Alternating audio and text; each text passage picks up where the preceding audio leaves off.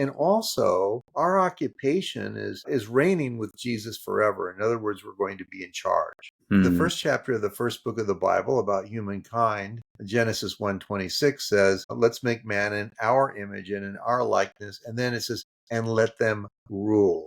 The last chapter of the last book of the Bible, in fact, the last verse of the last chapter of the last book of the Bible, before you get to the epilogue is don't add to these things or take away from them. Lo, I'm coming quickly.